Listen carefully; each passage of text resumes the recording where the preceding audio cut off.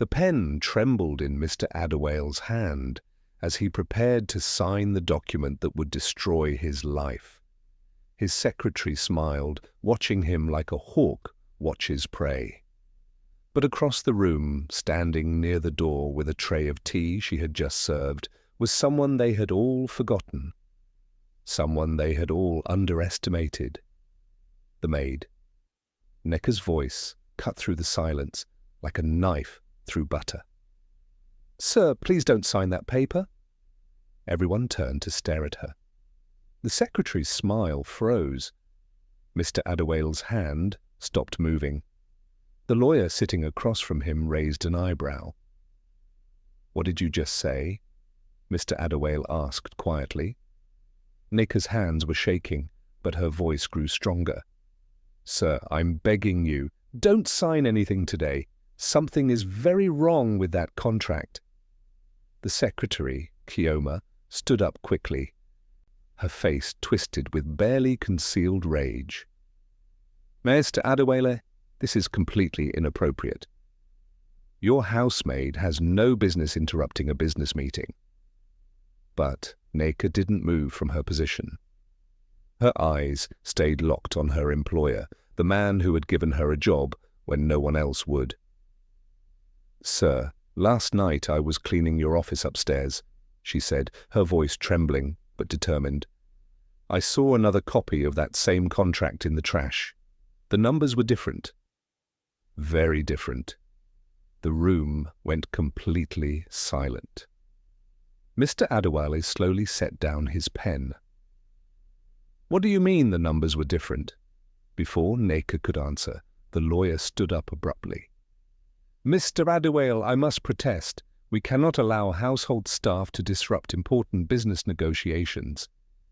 "Sit down," Mr. Adewale said coldly, his eyes never leaving Nneka's face. "Nneka, tell me exactly what you saw." And so begins the story of how one poor maid's courage exposed a conspiracy that would shock an entire city. How did Nneka, an orphan with nothing but her honesty, end up being the only thing standing between her boss and complete destruction? To understand that, we must go back. Back to where it all began. 6 months earlier, Nneka Okafor had nothing. No parents, no money, no education beyond secondary school, no connections, no hope. At 23 years old, she had already learned that life was not a fairy tale where good things happened to good people. She stood outside the gate of the massive house in Lekki Phase 1, clutching a wrinkled piece of paper with an address scribbled on it. The security guard looked her up and down with obvious disdain. "Yes? What do you want?" he asked. "Good afternoon, sir," Nneka said respectfully, keeping her eyes down. "I'm here for the housemaid position. Mrs. Adewale said I should come today." The guard's expression didn't soften. "Wait here." He disappeared into the compound, leaving Nneka standing in the hot Lagos sun. She could feel sweat trickling down her back beneath her only good dress, a faded blue cotton thing she had worn to every job interview for the past 3 months. Every door had closed in her face. Too young, too inexperienced, no references, wrong tribe, wrong background, wrong everything. The orphanage where she had grown up had helped as much as they could, but their resources were limited. At 18, she had been released into the world with nothing but a small bag of clothes and the phone number of a woman who sometimes helped orphans find domestic work. That woman, Sister Mary, had called 2 days ago. "I have something for you. A wealthy family in Lekki needs a housemaid. The pay is 20,000 naira per month, with food and accommodation. It's not much, but it's a start. 20,000 naira. It might as well have been 20 million to someone like Nneka. She had been sleeping in a single room in Mushin with 4 other girls, all of them struggling to survive in Lagos. Each night, she went to bed hungry more often than not. Each morning, she woke up wondering if today would be the day she finally gave up. But she never did give up. Because Nneka Okafor had one thing that poverty couldn't take from her: her dignity and her determination to survive with her soul intact. The gate opened. The security guard gestured for her to enter. "Madam is waiting in the living room," he said. "Use the side entrance, not the main door." Nneka followed the stone path around the side of the house, her cheap slippers making soft sounds against the expensive tiles. Through the windows, she could see furniture that probably cost more than she would earn in 10 years. Crystal lamps, leather sofas, paintings on walls. This was another world.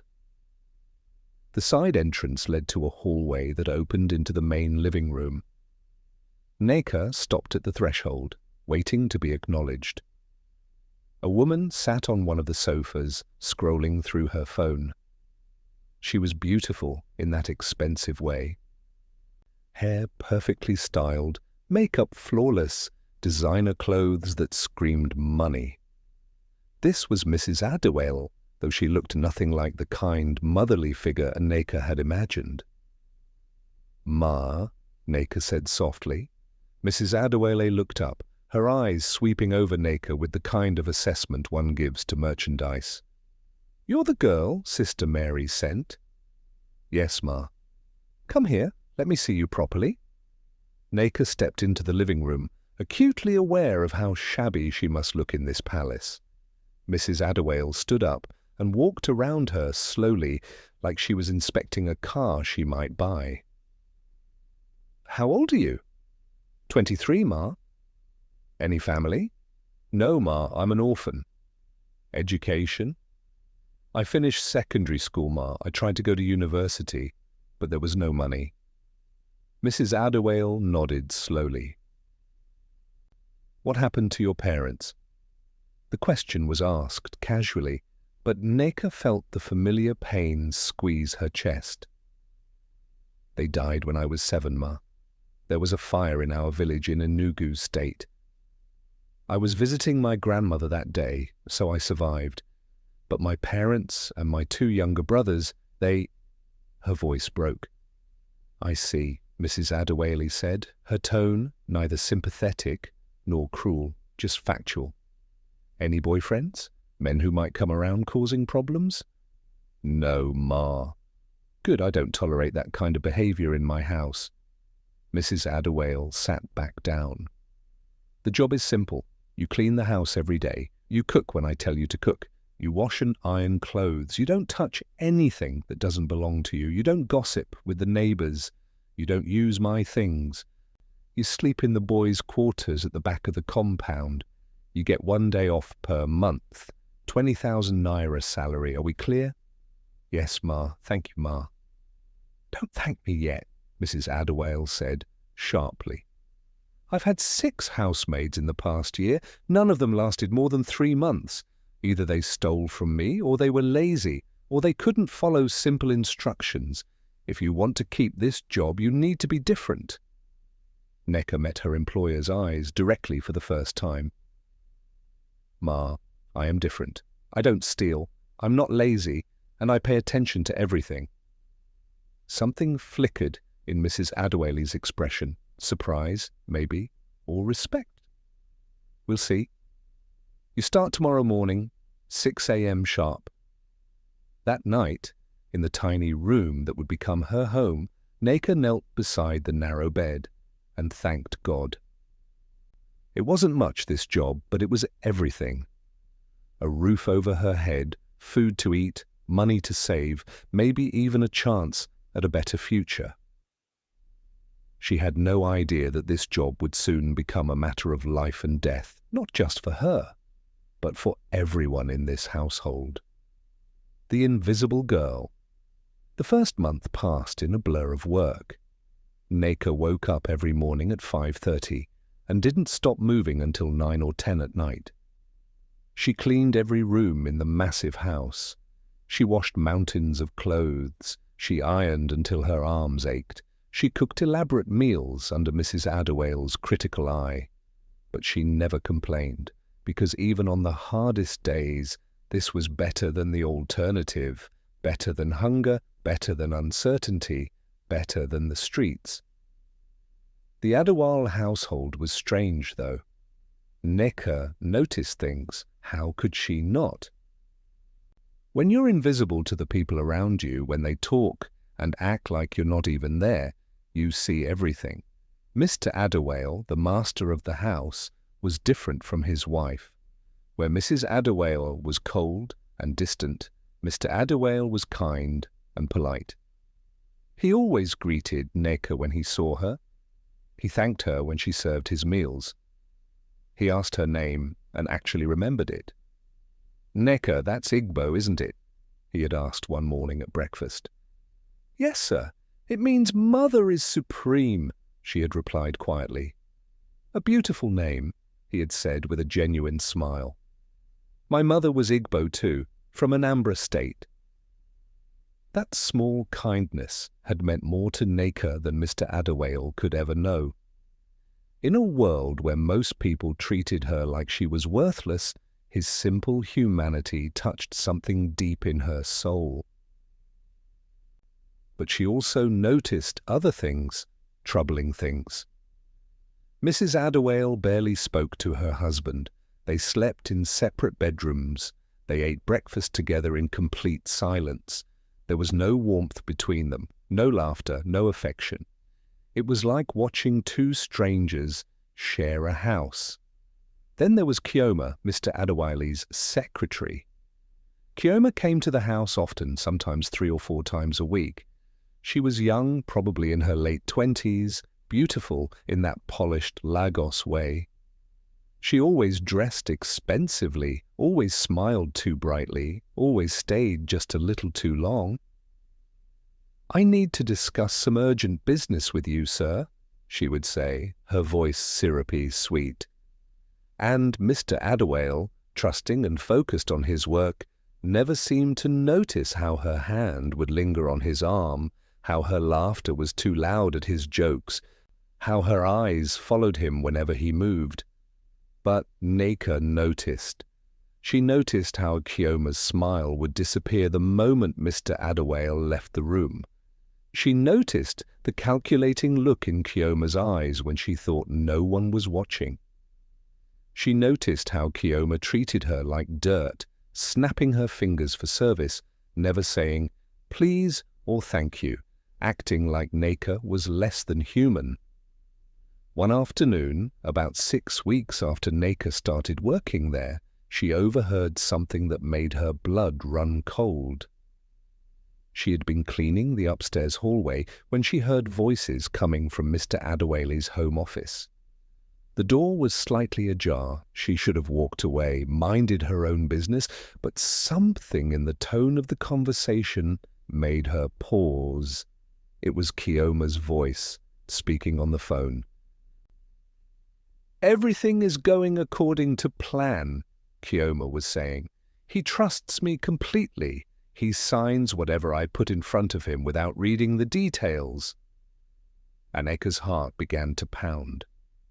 "The big contract is coming up in 2 months," Kioma continued. "Once he signs that, everything transfers to the offshore accounts, the company, the properties, everything. And there's nothing he can do about it because legally he'll be the one who authorized all of it." There was a pause as the person on the other end spoke. "Don't worry about his wife," Kioma said with a cruel laugh. "She doesn't care what happens to him. As long as she gets her divorce settlement, she'll stay quiet. She's already agreed to everything." Nneka's hands started trembling so badly she nearly dropped her cleaning cloth. "Yes, I'm sure," Kioma said impatiently. The lawyer is on our side. The accountant is on our side. Even the board members don't suspect anything because all the paperwork looks legitimate. By the time anyone realizes what happened, we'll be long gone with everything. Nneka heard footsteps approaching the door. She moved quickly, her heart racing, pretending to dust a picture frame further down the hallway. Kioma emerged from the office, her phone pressed to her ear, her face satisfied and smug. She walked right past Nneka without even glancing in her direction. Why would she? To people like Kioma, maids were invisible. Furniture with hands. Not real people who could hear or understand or remember, but Nneka heard everything, understood everything, and remembered everything. That night, lying in her small room, Nneka couldn't sleep. Her mind kept replaying Kioma's words. A conspiracy to steal everything from Mr. Adewale, his own secretary, his own wife, his own lawyer and accountant, all of them working together to destroy him. What should she do? Who would believe her? A housemaid with no education and no proof. If she spoke up and no one believed her, she would lose her job. She would be back on the streets with nothing, but Mr. Adewale had been kind to her. He had treated her like a human being when so few people did. Could she really stand by and watch him be destroyed? Nneka sat up in bed, her decision made. She would watch, she would wait, she would gather evidence, and when the time came, she would speak up.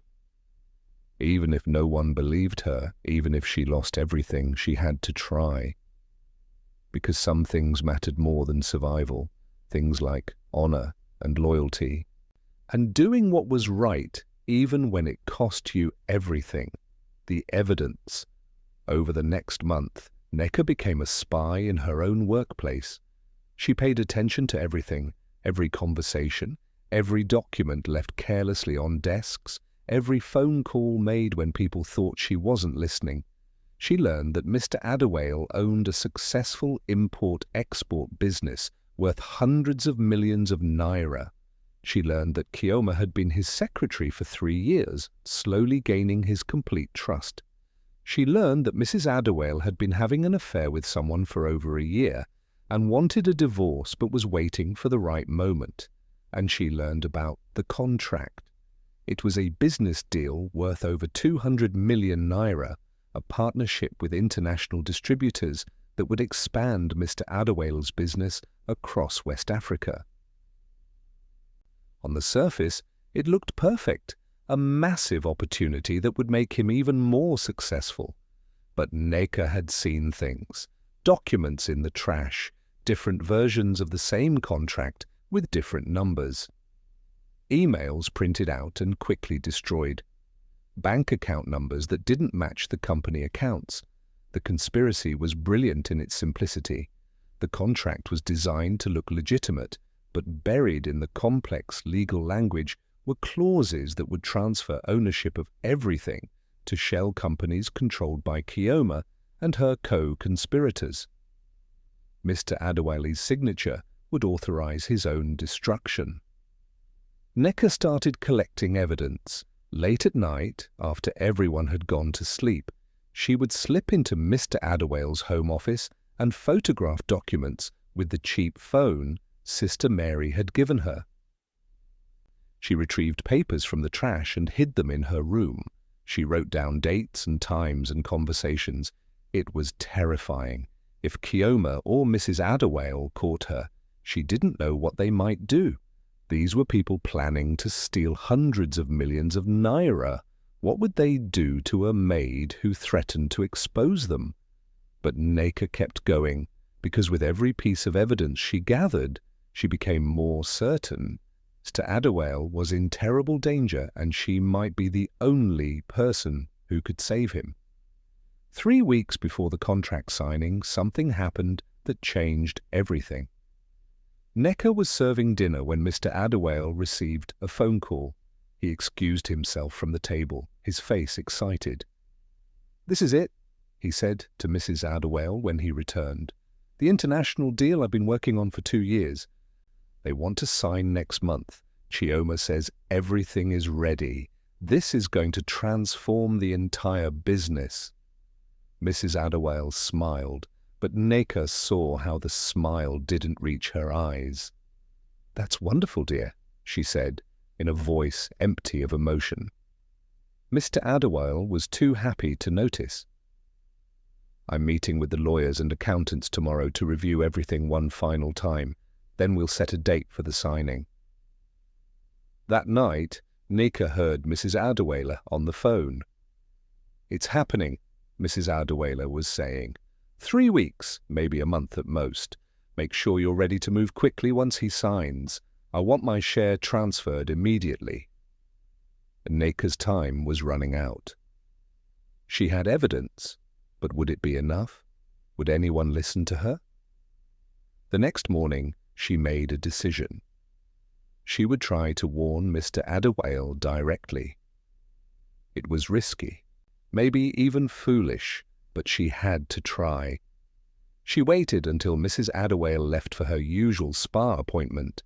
Then she knocked softly on Mr. Adewale's home office door. "Come in," his voice called.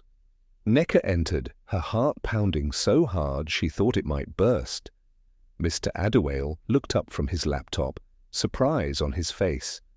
"Nneka, is everything all right?" "Sir, I need to tell you something," she began, her voice shaking. "It's about your business deal." Mr. Adewale frowned slightly. "My business deal? What about it?" Before she could answer, the office door burst open. Chioma stood there, her eyes blazing with fury. "Mr. Adewale, I'm so sorry to interrupt," Chioma said, her voice dripping with false sweetness. "But I believe your maid has some cleaning to do." "Actually, Chioma, Nneka was just about to tell me something," Mr. Adewale said. "About my business deal." Chioma's face went pale for just a moment before her professional mask snapped back into place. "I'm sure it's nothing important. Probably just something she overheard and misunderstood. You know how these housemaids are. They hear things and get confused." Nneka felt anger flash through her. "I'm not confused, Ma," she said quietly, but firmly. "I know exactly what I heard." "Really?" Chioma's eyes narrowed. "And what exactly did you hear?" Nneka looked at Mr. Adewale. "Sir, there are people planning to steal from you. The contract you're about to sign, it's not what you think it is." Mr. Adewale's expression shifted from curious to concerned. "What are you talking about?" Chioma laughed, but there was no humor in it. "Mr. Adewale, please don't listen to this nonsense. Your maid is clearly having some kind of mental episode. I think we should call Mrs. Adewale." "No," Mr. Adewale said sharply. "I want to hear what Nneka has to say. Nneka, continue." Nneka took a deep breath. This was it. The moment that would either save Mr. Adewale or destroy her. "Sir, I've seen documents," she began. "Different versions of the contract with different numbers. I've heard phone conversations about offshore accounts and shell companies. I've watched people plan to steal everything from you." "That's enough," Chioma's voice cracked like a whip. "Mr. Adewale, this girl is clearly delusional. She probably found some old paperwork and made up this crazy story. But Mr. Adewale was looking at Nneka with new eyes. He had built his business by reading people, by trusting his instincts. And right now, his instincts were screaming that something was very, very wrong. "Nneka," he said slowly, "do you have any proof of what you're saying?" "Yes, sir," Nneka replied. "I have photographs and documents and dates and times of conversations. I can show you everything." Chioma's face went completely white. "Mr. Adewale, you can't seriously be considering believing her over me. I've worked for you for 3 years. This girl has been here for 2 months. Mr. Adewale stood up slowly. "Nneka, go get your evidence. Bring it here. Now." "Sir, please don't do this," Chioma said, and now there was real fear in her voice. "You're making a terrible mistake." "The only mistake I've made," Mr. Adewale said coldly, "is trusting the wrong people." Nneka ran to her room in the boys' quarters. her hands shaking as she pulled out the folder where she had been keeping everything. All the photographs, all the documents, all her notes, her entire case against Kioma and the conspirators. When she returned to the office, Kioma was on her phone, speaking urgently in hushed tones. She ended the call quickly when Nneka entered. Mr. Adewale took the folder from Nneka and began looking through it. His face grew darker with every page he turned. "These account numbers," he said quietly. "They're not company accounts." "No, sir," Nneka confirmed. "And if you look at this contract version from 2 weeks ago compared to the current version, the ownership percentages changed." Kioma made a move toward the door. "I don't have to listen to this." "Sit down, Kioma." Mr. Adewale's voice was like ice. "We're not finished." For the next hour, Mr. Adewale went through everything Nneka had collected. With each piece of evidence, the picture became clearer. A massive conspiracy to steal his entire business, orchestrated by people he had trusted completely. Finally, he looked up at Kioma. How long have you been planning this?" Kioma's mask had completely crumbled. Gone was the sweet, helpful secretary. In her place sat a woman filled with rage and cornered desperation. "Do you know what it's like?" she hissed. "Working for someone like you, watching you make millions while I get paid a tiny salary. You never appreciated me, never saw my value. So yes, I planned this. And it would have worked perfectly if it wasn't for your stupid housemaid." Mr. Adewale picked up his phone. "I'm calling the police." "Wait," Kioma said quickly. "Before you do that, you should know your wife is part of this too. We've been working together. She gets 30% of everything we take." The words hung in the air like poison. Mr. Adewale sat back down slowly, the betrayal finally hitting him with full force. His secretary, his wife, all the people he had trusted, they had all been plotting against him. But then his eyes fell on Nneka, standing quietly near the door. One person hadn't betrayed him. One person had risked everything to save him, and that person was the housemaid everyone else had ignored and underestimated. "Thank you, Nneka," he said quietly. "You saved my life, the reckoning." The next few days were a hurricane of activity. Police arrived, lawyers came, accountants pored over records. The conspiracy unraveled thread by thread, revealing a web of corruption that went far deeper than even Nneka had suspected. Kioma was arrested, along with the company accountant and the lawyer who had been helping them. Mrs. Adewale, confronted with evidence of her involvement, confessed to everything. She was arrested too. The investigation revealed that they had been planning this for over 2 years, slowly moving money, creating shell companies, building a paper trail that would have been impossible to trace once the final contract was signed. They had been patient, careful, thorough. But they had made one critical mistake. They had assumed that because Nneka was poor and uneducated and invisible, she didn't matter. They had talked freely around her, left evidence where she could find it, never imagining that she was intelligent enough to understand what she was seeing or brave enough to do anything about it. That mistake cost them everything. The media got hold of the story. "Housemaid saves boss from 200 million naira fraud," the headline screamed. Suddenly, Nneka found herself famous, interviews, news cameras, people wanting to know her story. She hated it. She had never wanted attention or glory. She had simply done what she thought was right. 2 weeks after the arrests, Mr. Adewale called Nneka into his office. He looked tired, aged by the betrayals and the legal battles, but there was also something new in his eyes, respect and gratitude. "Nneka, sit down, please," he said, gently. She sat, feeling nervous.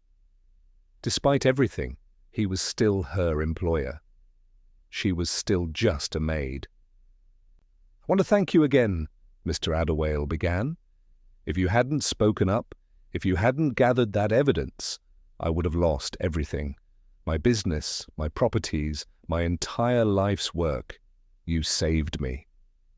"I just did what anyone would do, sir," Nneka said quietly. "No," Mr. Adewale shook his head. "That's not true. You did what most people wouldn't have the courage to do. You risked your job, your security, maybe even your safety to help someone who could do nothing for you in return. That's not common, Nneka. That's extraordinary." He pulled out an envelope. "I want to do something for you. First, your salary is increased to 100,000 naira per month." Nneka's eyes went wide. 100,000 naira.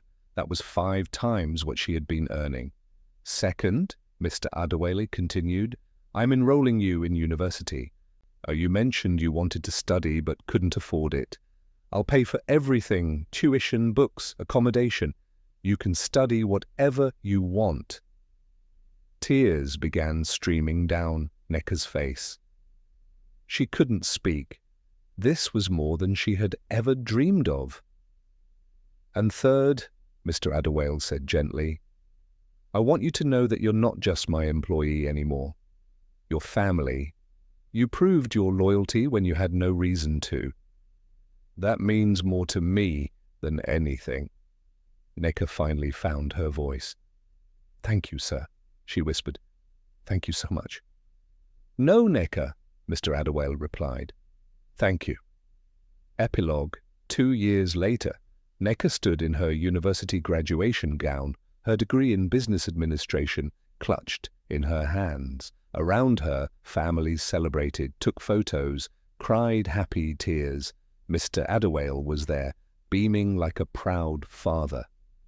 He had been there for every milestone of her education, every exam, every achievement. True to his word, he had treated her like family. "I'm so proud of you," he said, pulling her into a hug. "I couldn't have done it without you, sir," Nneka replied. "You would have found a way," Mr. Adewale said firmly. "You're that kind of person, Nneka. You survive, you thrive, you never give up." After graduation, Mr. Adewale made another announcement. He was making Nneka his personal assistant and grooming her to eventually take over parts of his business. The poor orphan girl who had worked as a housemaid was now on her way to becoming a business executive. The story spread beyond Lagos, beyond Nigeria. It became a symbol of how honesty and courage could triumph over greed and corruption, how someone with nothing could still be rich in character, how the most powerless person could be the most powerful when they chose to do what was right. Kioma and Mrs. Adewale were convicted and sentenced to 10 years in prison. The other conspirators received similar sentences. Mr. Adewale's business not only survived but grew stronger, built now on a foundation of real trust. And Nneka? She never forgot where she came from. She used her new position and resources to help other orphans, other poor girls who just needed a chance. She became living proof that your beginning doesn't determine your ending. Years later, when people asked her how she found the courage to speak up that day, to risk everything to expose the conspiracy, she always gave the same answer. When you have nothing to lose except your integrity. And that's the one thing poverty can never take from you unless you give it away. I chose to keep mine. But there was more to the story. Something that would only be revealed months after the trial ended. The final twist. 3 months after the convictions, Nneka received a phone call from an unknown number. When she answered, a woman's voice, shaky and frightened, spoke. "Nneka, this is Mrs. Adewale." Nneka's blood went cold. "Ma, how are you calling me from prison?" "They gave me phone privileges for good behavior," Mrs. Adewale said. I need to tell you something. Something I should have told you months ago. What is it, Ma? There's someone else, Mrs. Adewale said, her voice dropping to a whisper. Someone who was really running the whole operation. Kioma and I were just foot soldiers. Nneka sat up straight. What are you talking about? The real mastermind behind the plan to steal from my husband. It was his business partner, Mr. Obi. He's been planning this for 5 years. The rest of us were just tools he was using. Nneka's heart started racing. Mr. Obi was Mr. Adewale's oldest friend and business partner. They had built the company together. Mr. Adewale trusted him completely. Why are you telling me this now? Nneka asked. Because Mr. Obi is still free, still working with my husband, and he's planning to finish what we started. There's another contract coming up in 2 weeks. If my husband signs it, Mr. Obi will take everything. And this time, he's been much more careful. He learned from our mistakes. Why should I believe you? Nneka demanded. You already betrayed Mr. Adewale once. Mrs. Adewale was quiet for a moment. Because, she said finally, I've had time to think in here. About what I did, about what I became. My husband wasn't perfect, but he didn't deserve what we did to him. And you were just a maid, but you had more integrity than all of us combined. Maybe I can't fix what I did, but I can try to stop it from happening again. Nneka's mind was racing. Could this be true?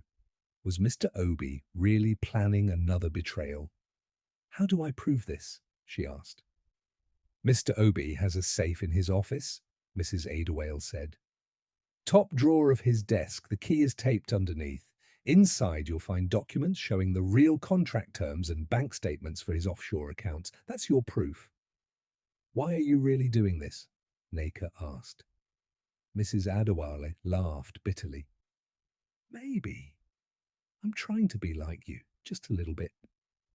Trying to do the right thing, even when it costs me something. Mr. Obi promised to help me get parole early if I stayed quiet. By telling you this, I'm losing that, but maybe it's worth it. The line went dead. Nneka sat there for a long moment, staring at her phone. Then she picked it up and called Mr. Adewale. Sir, she said when he answered. We need to talk. Right now. It's about Mr. Obi. That night, Nneka found herself once again in Mr. Adewale's office, once again presenting evidence of betrayal. But this time was different. This time, Mr. Adewale believed her immediately. She had earned that trust. They called the police. With Mrs. Adewale's testimony and the evidence from Mr. Obi's safe, the case was clear. Mr. Obi was arrested the next morning, caught completely off guard. He had thought himself so clever, learning from Kioma's mistakes, being more careful. But he hadn't counted on 2 things, Mrs. Adewale finding a conscience in prison, and Nneka being vigilant. When it was all over, Mr. Adewale sat with Nneka in his office one last time. Twice, he said with wonder, twice you've saved me from complete destruction. I was just doing my job, sir, Nneka said. No, Mr. Adewale shook his head. Your job is to be my assistant. Your calling is to be a guardian angel. He reached across the desk and took her hand. Nneka, I don't know what I did to deserve someone like you in my life. But I thank God every day that you were here when I needed you most. Nneka smiled. We saved each other, sir. You gave me a chance when no one else would. You invested in my future. You treated me like I mattered. We're even. We'll never be even, Mr. Adewale replied. But we can be family, real family, the kind that chooses each other. And so the poor orphan girl who had started with nothing became someone, not because of money or status or luck, but because when the moment came when she had to choose between self-preservation and doing what was right, she chose right. Years later, when Nneka had her own successful business and was mentoring other young people from difficult backgrounds, she would tell them this: "The world will try to tell you that because you're poor, because you have no connections, because you have no education, that you're worthless. Don't believe it. Your worth isn't determined by what you have. It's determined by who you are. I was just a housemaid, but I had something more valuable than money, integrity. And that integrity opened doors that money never could." The story of the maid who saved her boss became legendary in Lagos. It was told in churches and schools, used as an example of how character matters more than circumstances, how the smallest voice, if it speaks truth, can be louder than the most powerful lie. And whenever someone asked Nneka if she regretted taking the risk, speaking up when she had everything to lose, she would smile and say, "The only thing I would have regretted was staying silent, because then I would have lost the one thing poverty could never take from me, my soul." Thank you for listening to this story. Remember, you don't need money or power or connections to make a difference in this world. You just need courage, integrity, and the willingness to do what's right, even when it costs you everything. That's what makes a hero. Not strength or wealth, but character. Until next time, stay blessed, stay strong, and never let anyone convince you that you don't matter. Because you do. You always have. And you always will.